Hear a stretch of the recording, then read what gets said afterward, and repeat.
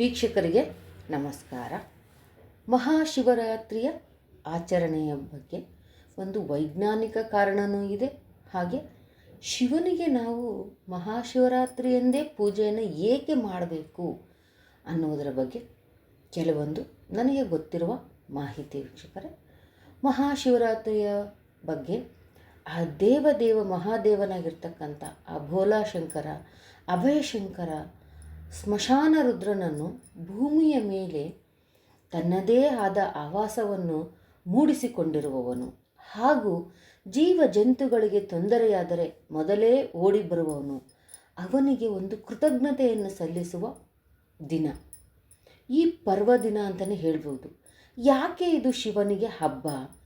ಶಿವನಿಗೂ ಇದಕ್ಕೂ ಇರುವ ಸಂಬಂಧ ಏನು ವೈಜ್ಞಾನಿಕವಾಗಿ, ಅಥವಾ ನಾವೊಂದು ತೋರಿಸುವ ಭಕ್ತಿ ಯಾವ ರೀತಿ ಇರುತ್ತೆ ಅನ್ನೋದ್ರ ಬಗ್ಗೆ ತಿಳ್ಕೊಳ್ಳೋಣ ವೀಕ್ಷಕರೇ.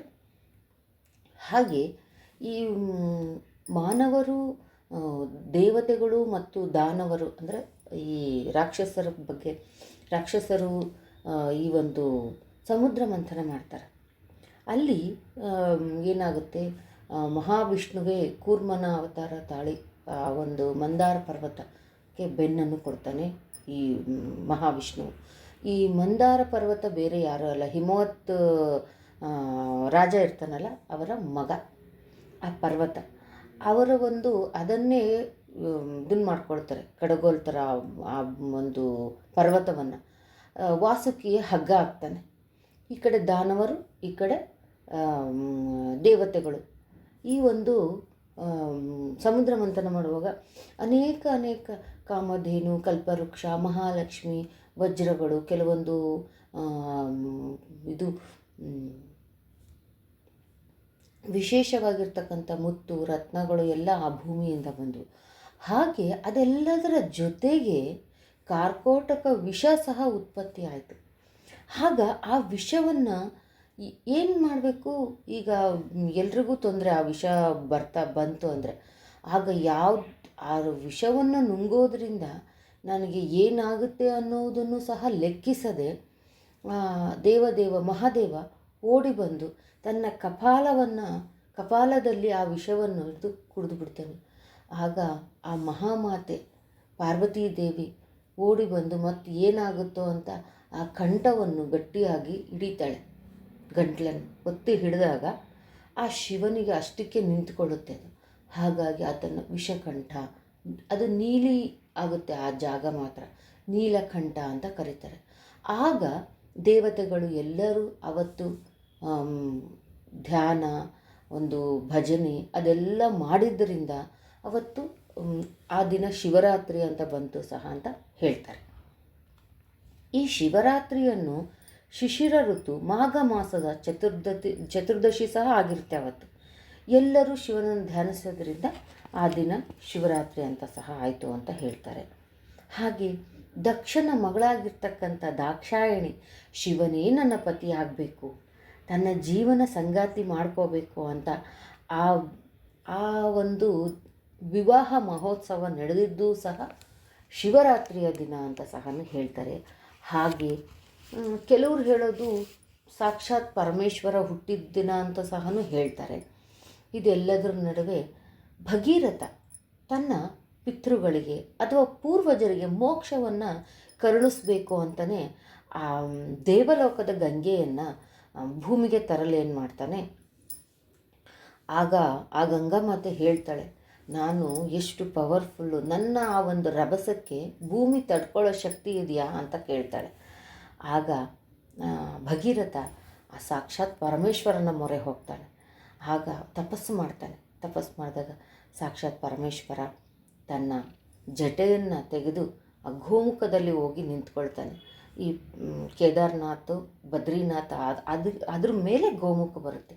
ಅದು ಹಸುವಿನ ಮುಖ ಥರ ಇರೋದ್ರಿಂದ ಅದನ್ನ ಗೋಮುಖ ಅಂತ ಕರೀತಾರೆ ವೀಕ್ಷಕರೇ. ತೆಗೆದಾಗ ಆಗ ಗಂಗೆ ಬರ್ತಾಳೆ. ಬಂದಾಗ ಮತ್ತೆ ಆ ಫೋರ್ಸ್ಗೆ ಶಿವ ತನ್ನ ಜಟೆಯನ್ನು ಆ ಜಟೆಯಲ್ಲಿ ಗಂಗೆಯನ್ನು ಸ್ಥಾಪಿಸಿಕೊಳ್ತಾನೆ. ಹೀಗೆ ಆ ದಿನ ಸಹ ಒಂದು ಮಹಾಶಿವರಾತ್ರಿ ಆಗಿರುತ್ತೆ ಅಂತ ಹೇಳ್ತಾರೆ. ಅವತ್ತು ಸಹ ಮಾಘ ಮಾಸದ ಕೃಷ್ಣ ಪಕ್ಷ ಇರುತ್ತೆ, ಚತುರ್ದಶಿ ಇರೋದರಿಂದ ಆವತ್ತು ಎಲ್ಲರೂ ಶಿವನ ಧ್ಯಾನವನ್ನು ಮಾಡ್ತಾರೆ. ಗಂಗೆಯನ್ನು ಭೂಮಿಗೆ ತಂದ ಶಿವನ ಕುರಿತು ಶಿವನಿಗೆ ಒಂದು ಕೃತಜ್ಞತೆಯನ್ನು ಸಲ್ಲಿಸ್ತಾರೆ. ಇದೆಲ್ಲವನ್ನು ಶಿವಪುರಾಣದಲ್ಲಿ ನಾವು ನೋಡ್ಬೋದು ವೀಕ್ಷಕರು. ಹಾಗಾಗಿ ಮತ್ತು ಇನ್ನೊಂದು ಏನಪ್ಪ ಅಂದರೆ, ಲಿಂಗ ಪುರಾಣದಲ್ಲಿ ಲಿಂಗ ರೂಪದಲ್ಲಿ ಶಿವ ದರ್ಶನ ಕೊಟ್ಟಿದ್ದ ದಿನ ಸಹನೂ ಈ ಶಿವರಾತ್ರಿಯ ದಿನ ಅಂತಲೇ ಹೇಳ್ತಾರೆ. ಹಾಗೆ ಈ ಬ್ರಹ್ಮನೂ ವಿಷ್ಣುನು ಆ ಶಿವನ ಆದಿ ಅಂತ್ಯವನ್ನು ಹುಡ್ಕೊಂಡು ಹೋಗ್ತಾರೆ. ಆಗ ಅಲ್ಲಿ ಶಿವನು ಜ್ಯೋತಿಯ ರೂಪದಲ್ಲಿ ಕಾಣಿಸಿಕೊಂಡ ದಿನ ಶಿವರಾತ್ರಿಯ ದಿನ ಅಂತಲೂ ಹೇಳ್ತಾರೆ. ಶಿವರಾತ್ರಿಯ ದಿನ ಉಪವಾಸದಿಂದ ನನ್ನನ್ನು ಯಾರು ಸ್ಮರಣೆ ಮಾಡ್ತಾರೋ ಅವರಿಗೆ ಶಿವಲೋಕ ಪ್ರಾಪ್ತಿಯಾಗುತ್ತೆ ಅಂತ ಪಾರ್ವತೀ ದೇವಿಗೆ ಮಹಾದೇವನು ಹೇಳಿದ್ದ ಅಂತ ಇಲ್ಲಿ ಹೇಳಲಾಗಿದೆ ಶಿವಪುರಾಣದಲ್ಲಿ. ಹಾಗಾಗಿ ಶಿವ ಸಾನ್ನಿಧ್ಯದಲ್ಲಿ ಉಪವಾಸ ಎಂದರೆ ಶಿವನ ಸ್ಮರಣೆ, ಧ್ಯಾನ, ಜಪ ಮಾಡುತ್ತಾ ದಿನವನ್ನು ಕಳೆಯೋದು. ಉಪವಾಸ ಅಂದರೆ ಉಪವಾಸ ಇದ್ದುಬಿಟ್ಟು ಏನೋ ಒಂದು ಟಿ ವಿನಲ್ಲಿ ಬರ್ತಕ್ಕಂಥ ಪ್ರೋಗ್ರಾಮ್ಗಳು ನೋಡೋದು ಅದೆಲ್ಲ ಅಲ್ಲ. ಎಷ್ಟಾಗುತ್ತೋ ಅಷ್ಟು ಶಿವ ಪಂಚಾಕ್ಷರಿ ಮಂತ್ರ ಆಗಲಿ, ನಮಗೆ ಓಂ ನಮಃ ಶಿವಾಯ ಅಂತೂ ಬಂದೇ ಬರುತ್ತೆ ಎಲ್ಲರಿಗೂ, ಅದನ್ನಾದರೂ ಜಪ ಮಾಡ್ಬೋದು. ಅವತ್ತು ಉಪವಾಸ ಇರೋದು ಅಂತ ಎಲ್ಲ ತಿಂದೆ ಆಮೇಲೆ ತಿರ್ಗ ದಿನಕ್ಕೆ ಹುಷಾರಿಲ್ಲದೆ ಆಗೋದು ಅದೆಲ್ಲ ಮಾಡ್ಕೊಳ್ಬೇಡಿ. ನಮಗೆ ಎಷ್ಟು ಸಾಧ್ಯ ಆಗುತ್ತೋ ಅಷ್ಟು ಅನ್ನ ಆಹಾರದ ಗಟ್ಟಿ ಪದಾರ್ಥಗಳನ್ನು ಬಿಟ್ಟು ಇದು ಒಂದು ಪಾನೀಯಗಳು, ಹಣ್ಣು, ಹಾಲು, ಅವಲಕ್ಕಿಯಿಂದ ಮಾಡಿರ್ತಕ್ಕಂಥ ಪದಾರ್ಥಗಳನ್ನು ಸಹ ನಾವು ಅವತ್ತು ಸ್ವೀಕಾರ ಮಾಡ್ಬೋದು ವೀಕ್ಷಕರೇ.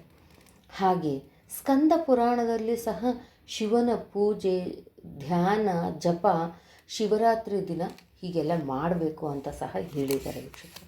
ಹಾಗೆ ಇಲ್ಲಿ ವೈಜ್ಞಾನಿಕ ಕಾರಣ ಸಹ ಇದೆ. ಇಲ್ಲಿ ಶಿವರಾತ್ರಿ ಬಂತು ಅಂದರೆ ಋತು ಬದಲಾವಣೆ ಆಗುತ್ತೆ ವೀಕ್ಷಕರೇ. ಚಳಿ ಕಡಿಮೆ ಆಗ್ತಾ ಹೋಗುತ್ತೆ. ಈ ಸೆಕೆಗೆ ನಾವು ಶಿವ ಸಾಕಪ್ಪ ಅಂತ ಹೇಳ್ತಾ ಇರ್ತೀವಿ. ಹಾಗೆ ಇಲ್ಲಿ ಬಿಸಿಲು ಶುರುವಾಯಿತು ಅಂತ ಅರ್ಥ. ಹಾಗಾಗಿ ಇಲ್ಲಿ ಬಿಲ್ವಪತ್ರೆ ಉಸಿರಾಟದ ತೊಂದರೆ ಸಹನೂ ಆಗುತ್ತೆ. ಕೆಲವೊಂದು ಅಸ್ತಮಾ ಥರ ಕಾಯಿಲೆ ಇರೋರಿಗೆ ಆಗಲಿ, ಏನೋ ಬೇರೆ ತೊಂದರೆ ಇರೋರಿಗೆ ಸಹನೂ ಈ ಬಿಸಿಲಿಗೆ ಆಮೇಲೆ ಡಸ್ಟು ಧೂಳದಿಂದನೂ ಉಸಿರಾಟದ ತೊಂದರೆ ಆಗುತ್ತೆ. ಆಗ ಬಿಲ್ವಪತ್ರೆಯನ್ನು ನಾವು ನೋಡೋದ್ರಿಂದ, ಅದರ ವಾಸನೆಯನ್ನು ತೆಗೆದುಕೊಳ್ಳೋದ್ರಿಂದ ಈ ಒಂದು ಉಸಿರಾಟದ ತೊಂದರೆ ನಿವಾರಣೆ ಆಗುತ್ತೆ ಅಂತ ಹೇಳ್ತಾರೆ. ಹಾಗೆ ನಮ್ಮ ದೇಹವು ಸಹ ಪಂಚಭೂತದಿಂದಲೇ ಆಗಿದ್ದರಿಂದ ಈ ಋತು ಬದಲಾವಣೆಯಿಂದ ನಮ್ಮ ದೇಹದ ಮೇಲೂ ತುಂಬ ಪರಿಣಾಮ ಬೀರುತ್ತದೆ. ಹಾಗಾಗಿ ಈ ದಿನಗಳಲ್ಲಿ ಶಿವಲಿಂಗಕ್ಕೆ ನೀರಿನ ಅಥವಾ ಹಾಲಿನ ಅಭಿಷೇಕ ಹಾಗೂ ರುದ್ರ ಚಮಕಗಳಿಂದ, ಬಿಲ್ವಪತ್ರೆಯಿಂದ, ವಿಶೇಷವಾಗಿ ಮಲ್ಲಿಗೆ ಹೂ ಈ ಸೀಸನ್ನಲ್ಲಿ ಸ್ಟಾರ್ಟ್ ಆಗುತ್ತೆ ವೀಕ್ಷಕರೇ. ಆ ಮಲ್ಲಿಗೆ ಹೂಗಳಿಂದ ಪೂಜೆ ಮಾಡುವುದರಿಂದ ವಿಶೇಷವಾದ ಒಂದು ಶಕ್ತಿ ಬಿಡುಗಡೆಯಾಗುತ್ತೆ ಅಂತ ಹೇಳ್ತಾರೆ. ಹಾಗೆ ಇದೆಲ್ಲ ಬಂದ್ಬಿಟ್ಟು ಶಿವರಾತ್ರಿಯ ಆಚರಣೆಗೆ ಇರ್ತಕ್ಕಂಥ ಒಂದು ಮಾಹಿತಿ. ಹಾಗಾಗಿ ನಾವು ಶಿವರಾತ್ರಿಯನ್ನು ಬರೀ ಪೂಜೆ ಅಂತ ಅಷ್ಟೇ ಅಲ್ಲ, ವೈಜ್ಞಾನಿಕ ಹಿನ್ನೆಲೆ ಸಹನೂ ಈ ಶಿವರಾತ್ರಿಗೆ ಇದೆ ವೀಕ್ಷಕರೇ. ನಾವು ಯಾವುದೇ ಹಬ್ಬಗಳನ್ನು ಅದಕ್ಕೆ ನಾವು ನೋಡಿ, ಶ್ರಾವಣ ಮಾಸದಲ್ಲಿ ನಾಗರ ಪಂಚಮಿ ತಗೊಳ್ಳಿ, ಅವತ್ತಾಗಲಿಲ್ಲ ಬೇರೆ ಸೋಮವಾರಗಳಲ್ಲಿ ಹಾಲಾಗ್ತೀವಿ. ವರಮಹಾಲಕ್ಷ್ಮಿನೇ ತಗೊಳ್ಳಿ, ಇನ್ನೇನೋ ತೊಂದರೆ ಆಯಿತು ಅಂತ ನಾವು ಮಾಡ್ತೀವಿ. ಯಾವುದೇ ಒಂದು ಲಕ್ಷ್ಮೀ ಪೂಜೆ ಆಗಲಿ, ಇನ್ನೇನೇ ಪೂಜೆಗಳು. ಆದರೆ ಶಿವರಾತ್ರಿಗೆ ನಾವು ಬೇರೆ ದಿನ ಮಾಡ್ಬೋದು ಅಂತ ಆಪ್ಷನ್ ಏನೂ ಇರಲ್ಲ. ಮಹಾಶಿವರಾತ್ರಿ ಅಂದರೆ ಮಹಾಶಿವರಾತ್ರಿ ದಿನವೇ ಮಾಡಬೇಕು ವೀಕ್ಷಕರೇ. ಇದಿಷ್ಟು ಒಂದು ವೈಜ್ಞಾನಿಕ ಕಾರಣ. ಹಾಗೆ ಅಭಿಷೇಕ ಅದೆಲ್ಲ ಹೇಗೆ ಮಾಡೋದು ಏನು ಅನ್ನೋದನ್ನು ನಾನು ಮತ್ತೆ ಮುಂದಿನ ವಿಡಿಯೋದಲ್ಲಿ ತಿಳಿಸ್ಕೊಡ್ತೀನಿ ವೀಕ್ಷಕರೇ. ಮುಂದಿನ ವಿಡಿಯೋದಲ್ಲಿ ಭೇಟಿಯಾಗೋಣ. ಧನ್ಯವಾದಗಳು.